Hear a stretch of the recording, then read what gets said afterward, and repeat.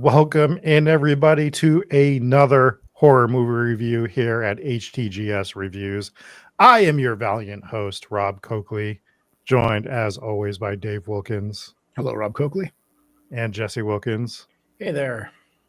And we like to try to do these movie series in order if we can. We're going to jump a little out of order today and we're going to cover the newest Final Destination movie, Final Destination Bloodlines, because it is new. It came out this year. It's easily accessible. I believe it's on HBO Max right now. So if you have HBO Max, you can go watch it there. We will be spoiling this movie. So if you haven't seen it and you want to watch it first, now is the time to press pause, go watch the movie. Then you run right back, and you press play. I don't want any time in between. By the time those credits roll, you better be watching the rest of this review. And the way that we kick off these reviews is with Dave giving us a synopsis of this movie. That is how we do it. Final Destination Bloodlines 2025, directed by Zach Lipovsky and Adam Stein, introducing the sixth installment of the franchise, and the studio found a new way to tell the exact same story. Plagued by a violent and recurring nightmare, a college student returns home to face the same cycle of death that's been recycled for 6 movies straight.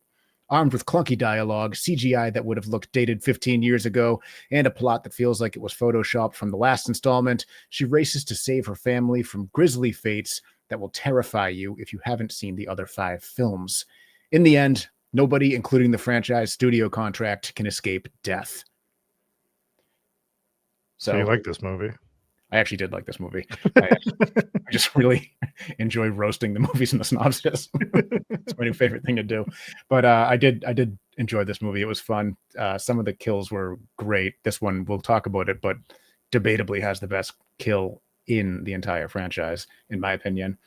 And it was fun. I think this was on par with the first 2, because I think that after the first 2, they made a lot of bad ones. 3, 4, and 5 were not good for a lot of reasons, and this one I feel like was back to the roots of the original. I do feel it was kind of a cookie cutter version of the original 2, but it was just as fun. I thought I had a good time with this. I'm sort of on board with you with that, where like it is just the same story. I don't know how you really tweak it too much. They tried to do something different at least with this one. Yeah, that's what I meant by they found a new way to tell the same story. Yeah. At least there was like a new, like little bit of a wrinkle in this. Kills are fun, but the kills better be fun in a Final Destination movie, because that is what you are going to a Final Destination movie for. That is what they created from the first movie. I would say like the first one is a little more toned down, but the second movie, there are some good ones in the first one, and then the second movie on is when it just became like, we're going to see what these kills are going to be in these movies. And I think they do deliver on that in this one. I do get bored of the Final Destination story just being the same thing over and over, and then just trying to find your loophole to get out of it, for it to just always never be fully gotten out of, except for like maybe once, I think, in this entire series. So that was kind of my overall view, is like, yeah, I enjoyed it, but you came back after so many years. I thought that freshening it up a little bit more would have taken place. And again, there is a newer story here, but as you said, Dave, what's new is what's old is new again, and they just did the same thing again, but with a little bit of a different twist. Jesse, what's your overview of this movie?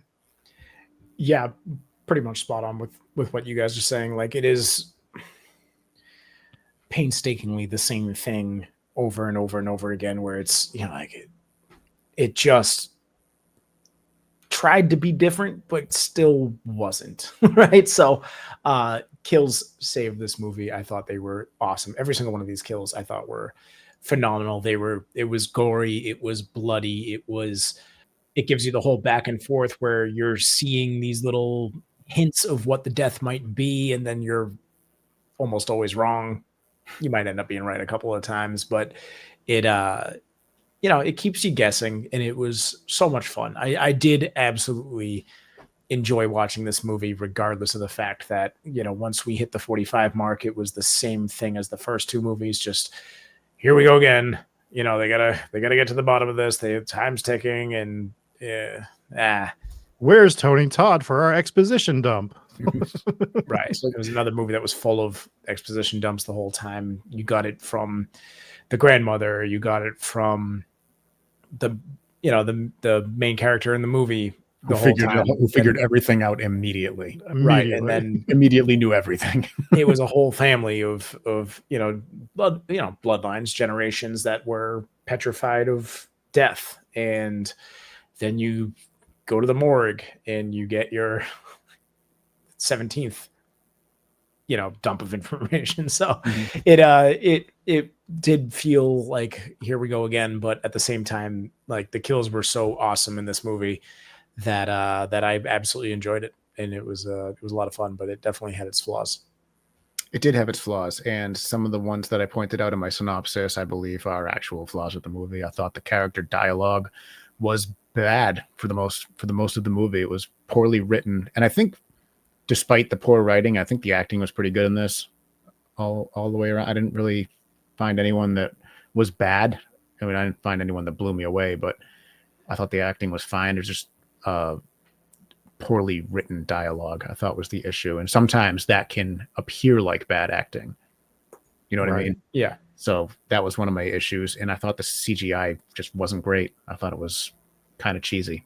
Better than the last few movies, but it's like, why isn't 2025? Why is it, with the budget this movie probably had, why isn't the CGI better?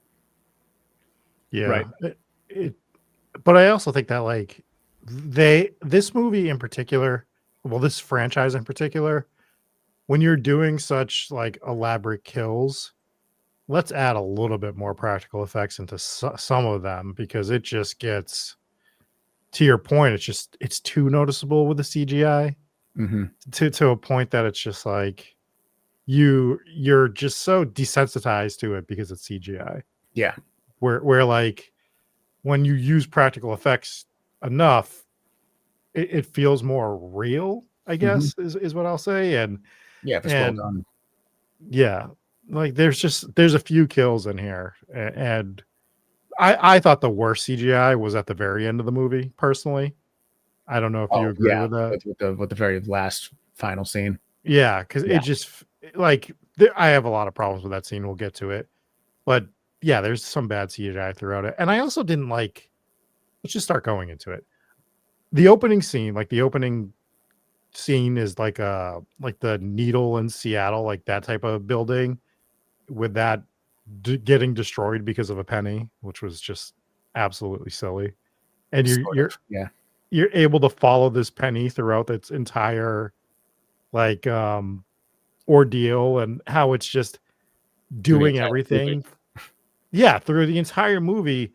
And I always thought that death, like the concept of the way they use death in this, was a bit better, because it was like using items were around, but nothing that was, like, I guess, like, too out of left field. And I felt like the penny just kind of goes against what the rest of the movies had done with death. Yeah, Death's hanging on to this penny for 40 years or whatever.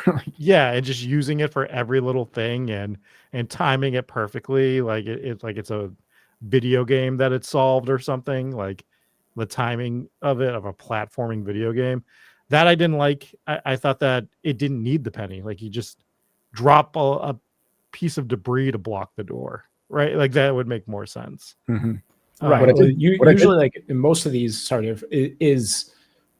it'll move multiple objects, right? Like, so, and you got that a few times in this movie, but for some reason the penny was the end all be all of this entire tower. So you had multiple things that Death would move. Going back to the first movie, you'll see, the coat hanger swing and just catch on to something, and you'll see, like, something fall, a glass will shift, and you're seeing it almost like poltergeist activity, where Death is manipulating multiple things in the room, but for some reason a penny is going to take down the needle or whatever. So just for clarification, the penny didn't take down the needle. I actually didn't mind the penny being in the needle situation, because I thought it was kind of cool how the little punk kid was throwing the pennies off of the Space Needle, and the security guard's like, hey, stop it, that's going to kill someone. Kid's like, yeah, sure, dude, whatever. And the penny that he threw ends up being the penny that falls and knocked just that slight, like, throws the piano slightly off balance so that the piano falls, and the piano is what knocks the needle over, what, you know, the needle that's already been partially destroyed. And then that kid's walking out at that moment because he escaped the Space Needle, and the piano that was knocked over by the penny, his penny, smashes him. So when the security guard was like, that penny's going to kill someone, the penny that the kid threw off the Space Needle actually killed him. I thought that was kind of funny. But the fact but they kept followed going, it through the whole thing. that's what I mean. That's where you lost me, is when you followed it throughout the whole movie. It was like, that was stupid. If they just left it at that, I was like, I kind of like that. But yeah, the CGI I noticed it in the beginning, and it was just, I was like, God damn it. Cause it just felt like Final Destination 3, 4, 5 CGI, slightly better than that, but not better enough. Yeah. So that was a big negative for me. I also think that you're relying on characters in the movie to not notice things enough in the Space Needle. Like that dance floor thing Crazy. drove me insane. It's like, they were doing like the dance like a little bit softer now, and everyone's down on the floor, like looking at the floor that's cracking underneath them. Not only that, on a dance floor like that, brand new, opening night, the glass floor where you're thousands of feet up, or however high up they were, hundreds of feet up, everyone's going to be looking down. Yeah. And I get it, you're distracted, you're dancing, but you're still gonna be like, whoa, man, like that's cool. You know, like the point of that floor is to look down. Right. Yeah.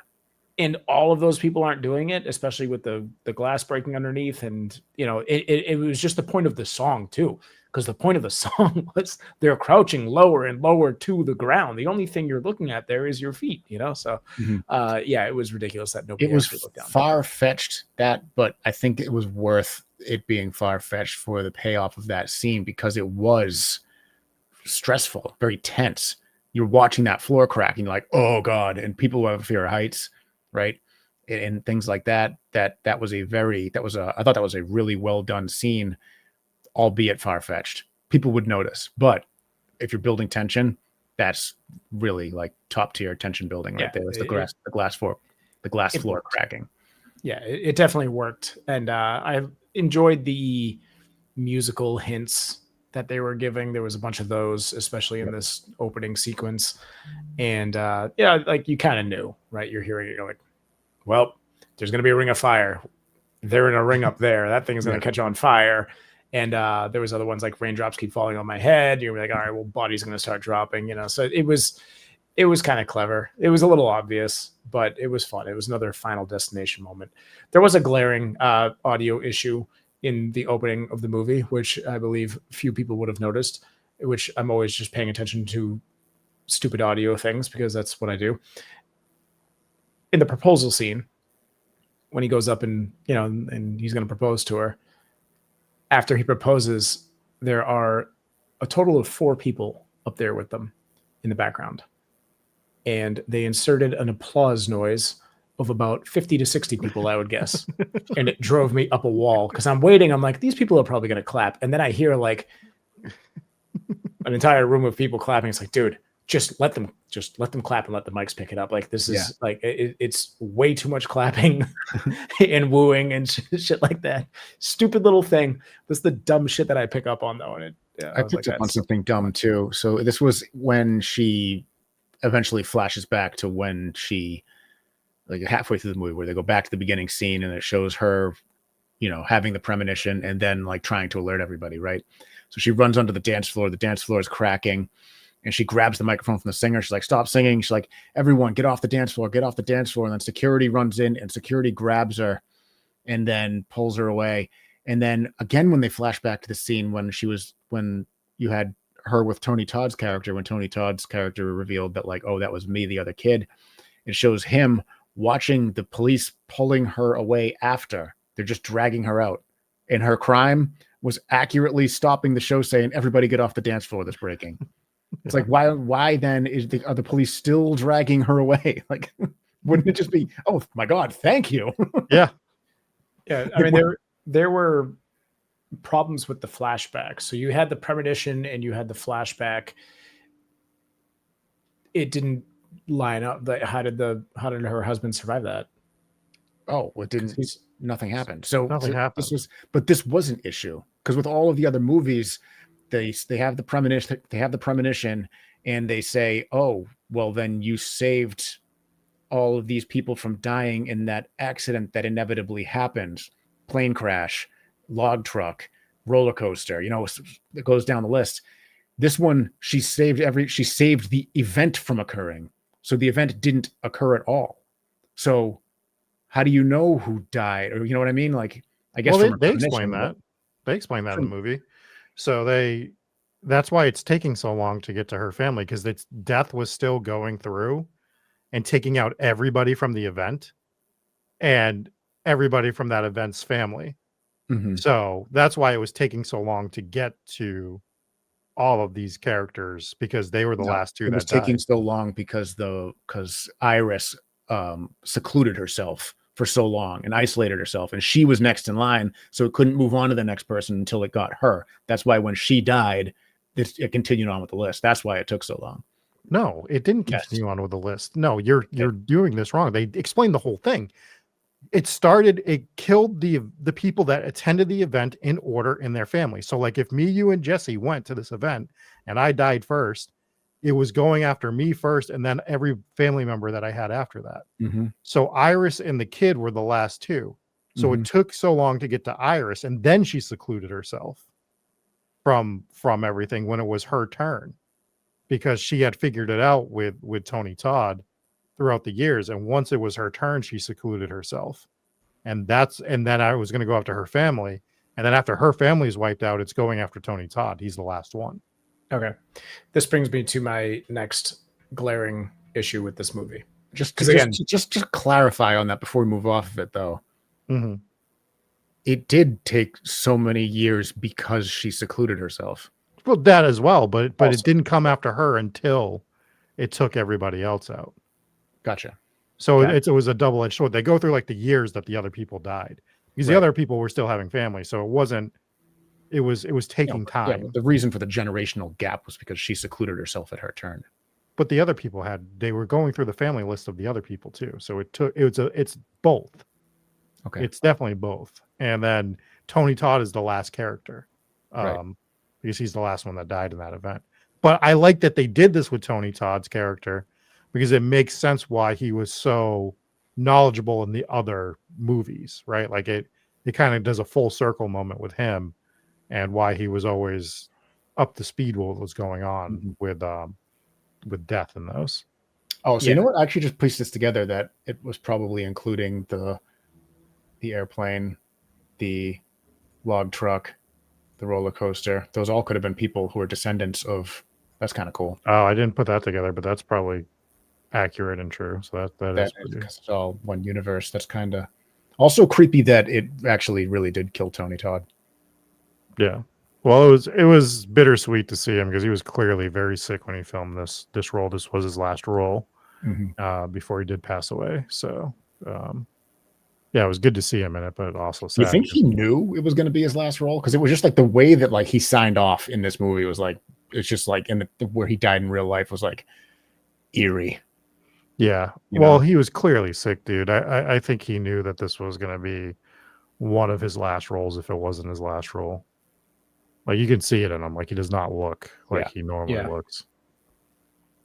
But it's sad. Yeah. Anyways, this brings me to my next glaring problem with this movie, which was you have the grandmother who had cut herself off from the family. Everyone's like, "Oh, don't talk to grandma. She's crazy." Tell Cersei hi. Yeah, you can hear her galloping in the background. Anyways, so she's locked herself away in her like safe place, full of shit that would kill her at any moment. Like it's the most dangerous place I've ever seen. Like, what are you protecting yourself from? Like are Vikings going to storm in and kill you? Like, why is this place protected? Like, they got this right, I think, in the second movie when she was in a padded room. Mm-hmm. It was like, don't come any closer. Like, okay, how the hell is it going to kill her in there? You know? So, but this is the opposite of that. This is the most dangerous place I've ever seen in my life. Everything inside and outside of that house would kill her at any moment. Death would have the easiest time killing this woman. I have a thought s- the same thing. I have a follow-up actually to Yeah. this glaring issue. Is she used this doomsday prepper friggin' hideout to survive effectively for decades. And then as soon as her daughter and granddaughter show up to do the same thing, Death just sets the leaves in the gutter on fire and blows the place up with the gas leak. It's like, why couldn't it have done that this whole time? Because she had her book about rakes and stuff. But like, I was like, dude, that's a massive hole. Like they couldn't get her there, and then it just explodes. Well, they tried to cover it because they did there's a scene when she's going out right before she dies. She's looking at like a protection barrier Mhm. that she finally crosses, and as soon as she crosses is when she dies. So she had some sort of like protection barrier against death for the actual house itself.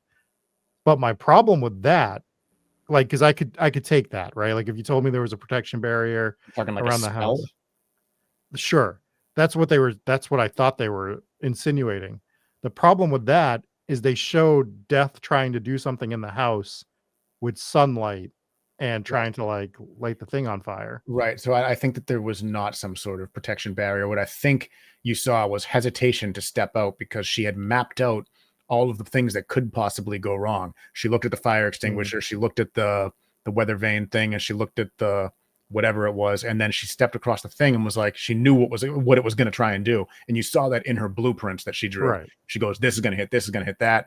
You know, just accept like how would you ever figure that out? But and then it hit exactly where it was going to hit. Was very far sloppy, very sloppy. Sloppy, but she did it on purpose because she wanted to prove to her demonstrate. granddaughter to try to protect her. It's just like, okay, you know all that shit's there. Why do you have it? Why do you have the doomsday death lawn? It's just, it's like, it was just like, oh, this is the lady trying to protect herself just by surrounding herself completely by pointy objects. Pointy objects everywhere. Everything's a pointy object. Cool place though. I'd hang out there. Yeah, it looks cool. We should talk about some of the kills in this movie. Mm-hmm. What do you? Yeah, well, you said that you think the best kill. I mean, let's just lead off with what is allegedly the best. I think I know which one you're talking about, but can you tell us which one you think was the best kill in the franchise? I want you to hear what you think I think was the best one.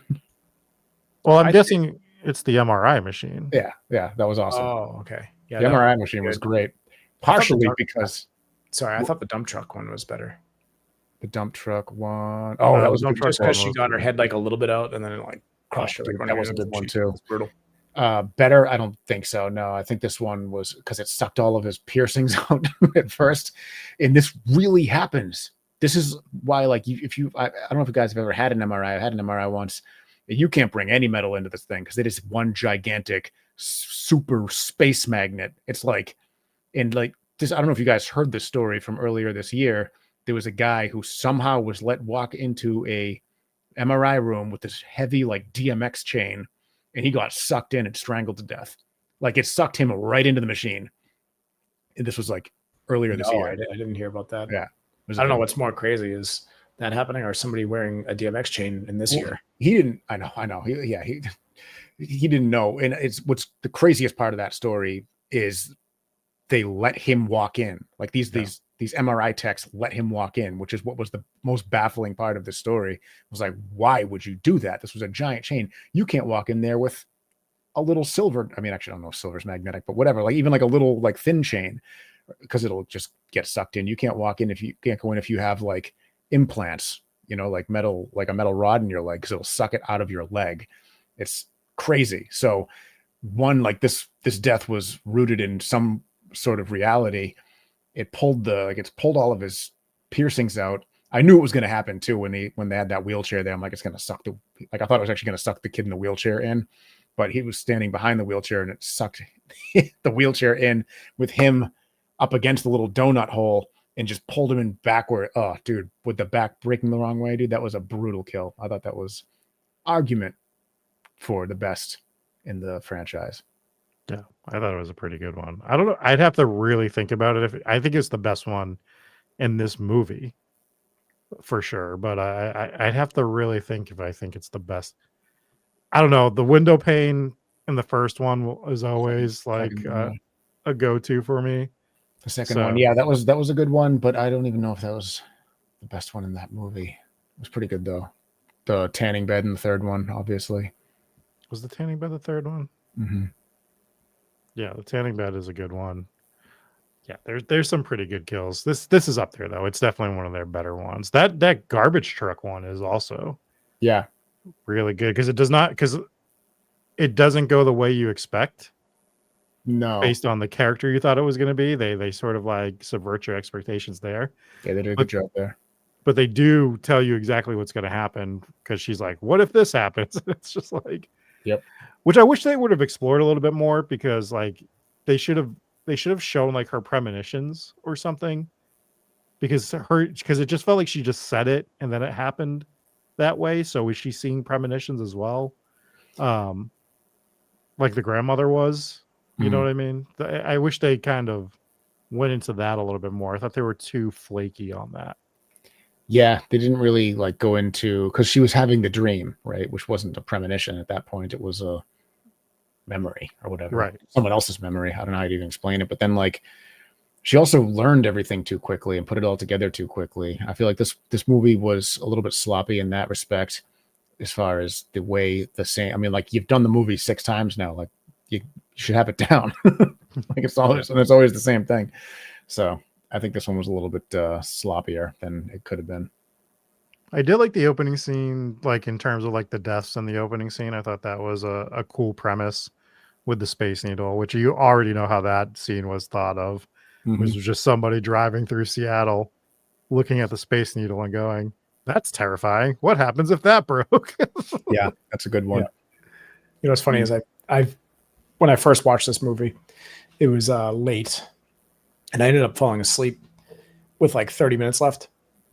And I guess like one of the other ones started playing after automatically, and then I woke up and I'm like, oh, they brought back this guy and her. Why are they the same age? I'm like, oh, I must have autoplayed onto the next movie. This isn't the same movie.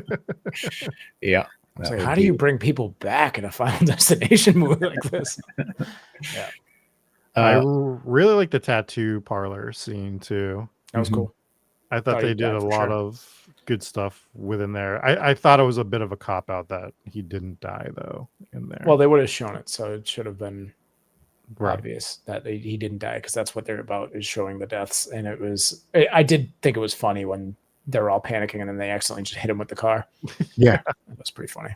Yeah. But his character, he was the best actor in the movie, in Mhm. my It opinion. was good. He was great. I liked him. The father's death, of their father's death, and The lawnmower. Lawnmower one was great. It was That was Richard good. Harmon. That was his name. Played Eric in the movie. I thought he was the best character in the movie. He was good. It was also a well-written character. Yeah. And his dialogue didn't bother me either.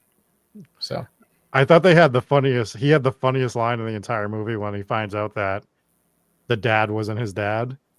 is that why he always wants to play catch with me? Yeah, yeah. that was the best line of the movie. Yeah. That was so good.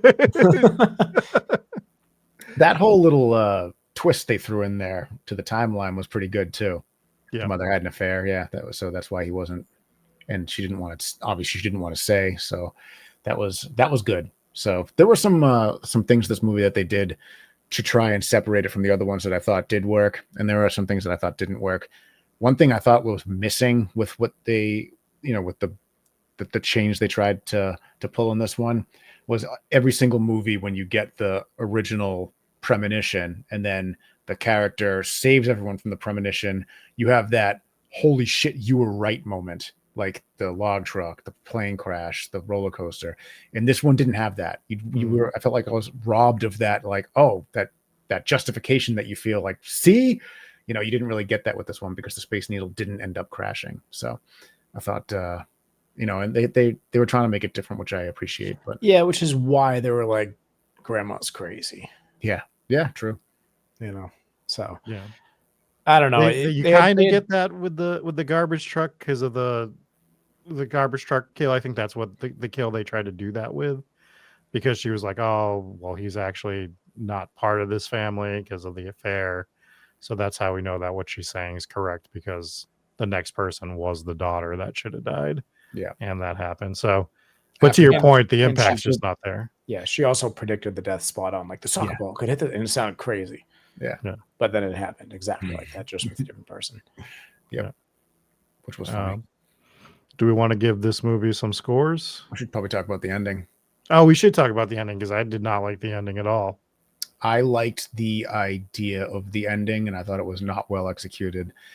It was just so over the top, stupid. But what I did like is that they didn't pull any punches. They're like, nope, dead. Like everyone's fucking dead. Death wins.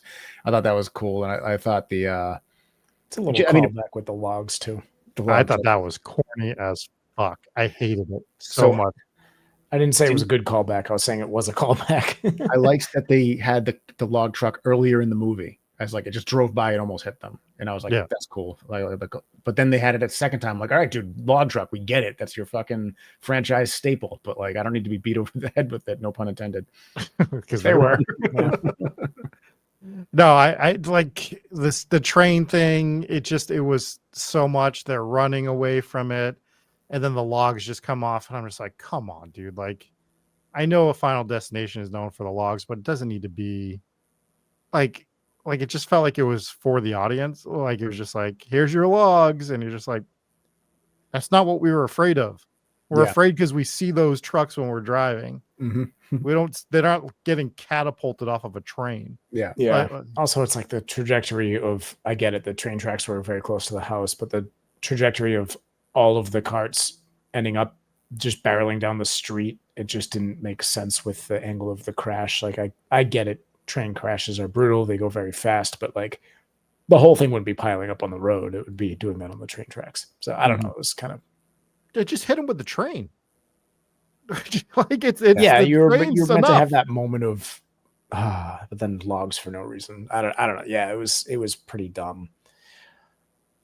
But I don't know. Too much CGI there. Yeah. Too much CGI for sure. And but at least they didn't give us some stupid plot armor bullshit for the characters. Yeah. That I'll agree with. I don't mind them dying at the end. Like, I think that's fine. It was also just such a stupid like comment just to force the moment, but the guy's like, oh well, if your heart was beating, you weren't technically dead. It's like, dude, don't be an asshole. I know, like, what do you do? Asshole. You wouldn't say that. You didn't save her life, you prick. Yeah, like what are you doing? It also undermines the second movie, because that's exactly how they solved it in the second movie. Yeah. Well, because she was on the table, so did their heart stop on the table? I don't remember. I remember. But it's the same, like drowning death. It's the exact same thing. So it's like, why would you do a different death then? Like, if you're going to undermine, otherwise it undermines your whole premise of your second movie there. Yeah, because they were saying that because she's the only one that actually survived, right? In the second one, did the cops in the series? Yeah, because the end of that movie was the kid at the barbecue blowing up, and her and the cop survived. Right. Yeah, so I think they're the only two in the entire franchise that survived, if I recall correctly. Yeah. Although I don't remember 3 to 5 too well. Claire Rivers survived her movie, but then not the second one. Right. So Death still got her. Mm-hmm. Yeah. Either way, let's hop into some scores, huh? Yeah. All right. I got this at a 3.2. Cool. That's low. No, you're close to me. Oh, okay. I got this one way higher. I had this one at a 4.1. I thought it was, yes, a reusable plot, but just forgetting about the other movies and just rating this movie as a movie, as its own entity, which you can just watch this movie. You don't have to watch the other ones. Believe me, it does enough explaining of what happened in the, like does plenty of that shit, the whole movie. Too much. In fact, it was actually a negative for me, but it was unbelievably fun to watch. The kills were fantastic. Yeah, the CGI was over the top. Yeah, there's too many people, the sound of too many people clapping during the engagement scene. But if you move those two very major things aside, it was enjoyable. It was tense. It was, it made me fall asleep. Great movie. It was very late. I was very tired. It was great. It was unbelievable kills, very gory, very unexpected at moments. It was really fun horror movie to watch. That's why it's in the force for me. Yeah, I have it at a 3.3, and I probably could be convinced to give it a higher rating just because of its rewatchability. And it was a fun watch. It's not one of those movies that I was like just watching the clock, like, why won't it end? It was a fun movie, but it's a cookie cutter. It's the exact same movie 6 times in a row. It's like, how many times can you make the exact same movie? And if you're not Final Destination, you probably can't. But because the kills are so unique and fun, and it is a pretty unique premise. There's no other franchise that comes close to something like this, at least for like the idea. So I mean, as a franchise, it's fun. But yeah, I got it at a 3.3. I think the point that they have to do the same exposition dump like 30 times every movie is what sort of wears on you more than anything, not the premise, but just being told the premise again and again. Because, like, let's be real, Friday the 13th movies are all the same, but you're not getting a huge exposition dump in those movies, right? Like, it's just like slasher, he's coming to kill counselors, and that is what it is. Yeah, but when your slasher is like an abstract principle, right? Sometimes you need some explanation there. It's like, you have like dude killing people with a machete is like, no, we totally understand, but death following some sort of arbitrary set of rules that it has, and it's a conscious entity is kind of like, you might need some explaining. But I agree, too much exposition, just beating us over the head with it constantly for the entire movie is exhausting. Because it's just every one of them. It's just like, and I get like maybe this is somebody's first Final Destination movie, but sometimes you just gotta have already been along for the ride, right? Like a Marvel movie. Like there's 300 Marvel movies. They're not gonna do an exposition dump from the first movie, no, in like the 30th movie. Because the expectation is you watch some of these movies at some point. That's why you're going into this one. So.